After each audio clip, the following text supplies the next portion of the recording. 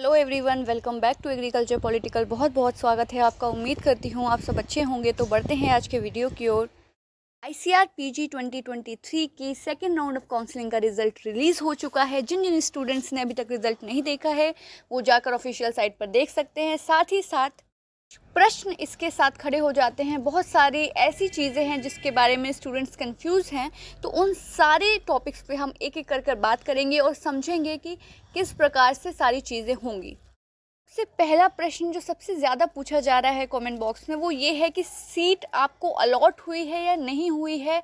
ऐसा कुछ शो नहीं कर रहा है इस साइट पर। आप साइट पे जा रहे हैं, चेक कर रहे हैं, तो वहाँ पर जो नॉर्मल इंटरफेस आता है, कोई न्यू आइकन नहीं दिख रहा है। जैसे कि फर्स्ट राउंड ऑफ काउंसलिंग में दिखा रहे थे कि नॉट अलॉटेड, तो इस बार कुछ नहीं शो कर रहा है। तो क्या मुझे सीट मिली है या नहीं मिली है, क्या मैं पार्टिसिपेट ही नहीं कर पाऊँगा? तो जी, जिनके में ऐसा नहीं शो कर रहा है उन्हें कोई सीट अलॉट नहीं हुई है। और ICAR ने बस जो एक आइकन शो करता था कि नॉट अलॉटेड, वो इस बार शो नहीं किया है। बेसिक सा मतलब ये है कि अगर आपके में नॉट अलॉटेड नहीं शो कर रहा है, यानी कि कुछ भी एक्टिविटी, नया आइकन नहीं दिख रहा है आपको साइट पर, उसका मतलब है कि आपको कोई सीट अलॉट नहीं हुई है।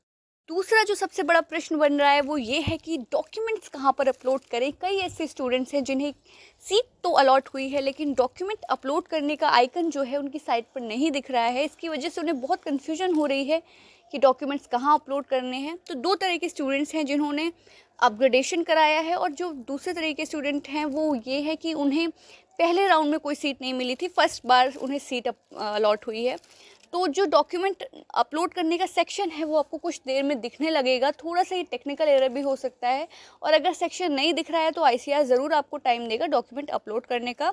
ये आपको अलॉटेड यूनिवर्सिटी पे डिपेंड करता है, क्योंकि डॉक्यूमेंट वेरीफाई होंगे उसके बाद ही आप आगे की प्रोसेस कर पाएंगे। आगे की बात करें कि डॉक्यूमेंट्स आपके अपलोड हो जाते हैं, आपको सीट अलॉट हो गई है, उसके बाद फिज़िकल रिपोर्टिंग की डेट क्या रहने वाली है और किन किन स्टूडेंट्स को फ़िज़िकल रिपोर्टिंग करनी है। तो ऐसे स्टूडेंट्स जिन्हें कोई सीट अलॉट नहीं हुई है तो उन्हें का कोई औचित्य नहीं बनता है फिज़िकल रिपोर्टिंग का। दूसरे स्टूडेंट जिन्हें सीट अलॉट हो गई है लेकिन उन्हें अपग्रेडेशन कराना है, तो उन्हें भी फिज़िकल रिपोर्टिंग नहीं करनी है। कि जिन स्टूडेंट्स को सेकेंड राउंड में सीट अलॉट हुई है लेकिन वो उससे अच्छी सीट चाहते हैं, अपग्रेडेशन करवाना चाहते हैं, तो उन्हें भी फिज़िकल रिपोर्टिंग करने की कोई आवश्यकता नहीं है।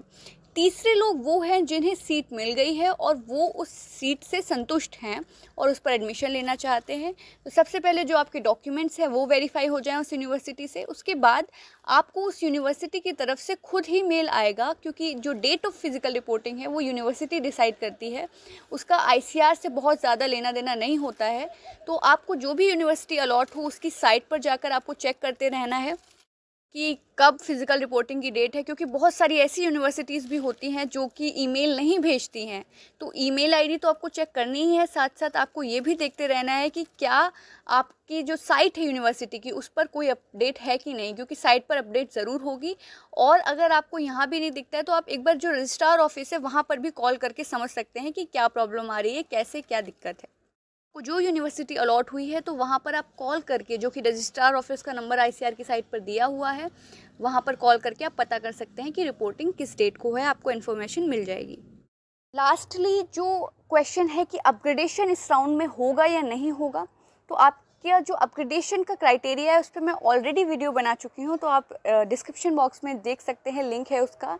यहाँ पर मैं आपको ब्रीफ में बता देती हूँ। ICAR में अपग्रेडेशन 3 राउंड्स तक होता है। उसके बाद या तो आपको सीट एक्सेप्ट करनी पड़ती है या फिर ड्रॉप करनी पड़ती है।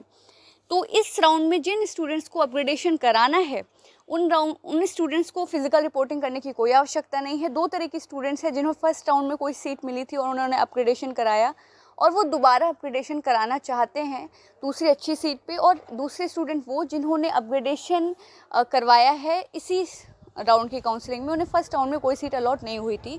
तो दोनों को ही एक सिंपल सा काम करना है कि आपको जो सीट एक्सेप्टेंस फ़ीस जिन्हें पहली बार सीट अलॉट हुई है उन्हें भरनी होगी, और जिन्हें पहले सीट अलॉट हो चुकी है उन्हें कुछ नहीं करना है, बस सिर्फ अपग्रेडेशन अपने आप उनका हो जाएगा।